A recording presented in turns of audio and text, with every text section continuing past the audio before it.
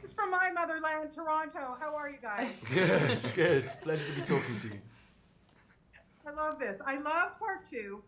Not that I don't love a good action-packed film, but I got to tell you, for me, it was the dramatic parts of this. So, Diamond, let's start with you, because first of all, I want to know what it's like to really have that opportunity to kind of flesh out this character of Titus, but also learn the backstory. So we'll start with you.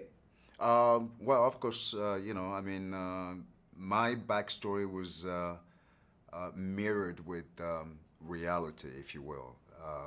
Reality in the sense that, the way the story was depicted in Rebel Moon, and certainly where I come from has a lot of resemblance. The story has a lot of resemblance within, the makeup of that continent of Africa, and giving it the nature of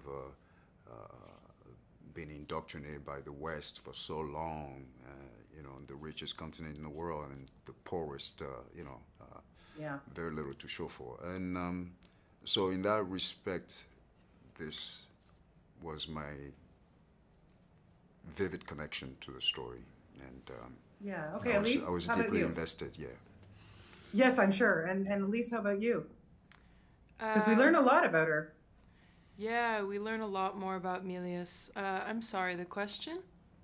Just being able to kind of flesh out her character, but learning the backstory and making it, maybe easier for you to play her once you knew her backstory. Yeah. I mean, the backstory, I think you said it, Stas, in an interview, that, it's really the place that we'd all go back to, because there's so much going on in this series, in this two-parter, like big spaceships, all these planets, Imperium soldiers, explosions, horses, whatever, to have that to sort of ground in is really, it's so crucial, So it was exciting for me to see how the journey was going to unfold too, because you have the script, the plot, but you don't necessarily know the transformation that's going to happen. And to add to that, there was a couple characters that were missing in that story. Characters that we didn't, seem extremely foreign. The nature of being in space, all them planets created, it's strange. Very informative for sure. Yeah, it's really cool. And Stas, I want to ask you, one of the scenes that really struck me, that I really loved, was when you were all getting your banners.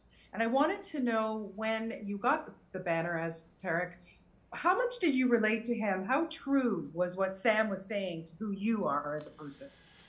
Oh, I don't know how noble I am. I'm noble. No, that's a lie. No, I think I'll start with how I think it made Tarek feel. I think it was a reminder of the man he was trying to re-become again. The noble snow elk, kind, I think it was kind and I forget what it was. Untamable. Containable. The spirit is untamable. Now that you remember that? Yeah. And with my ADHD, I'm pretty untamable. So, I definitely relate to that aspect. But, I think someone like Tarek, he feels a lot, and as he gets to open up again, he gets the opportunity to feel. I think when we have to survive, we often shut off traits of ourselves for protection, or to escape from a version that we were. And what's lovely about this story is it's almost like, oh, that man does still exist, for him. When someone he hardly knows can see these aspects in him that he's kind of left dormant. It's a very sweet moment. And how I relate to that, or how I feel, I do feel quite untamable. The only person who's managed to tame me is my wife. And I think nobility and moral compass is very important as a person. I think a lot of us think about legacy, and I think moral legacy is something we should hold on to a lot stronger than legacy itself. How do we leave the world? When we go, they say that people don't remember what you said, they remember how you made them feel. And I think that's something that I think Tarek believes in, and something I truly believe in as a man. So 100%. You guys are great in this, and I really, really enjoyed it. Thank you so much for your time today, and have a great weekend.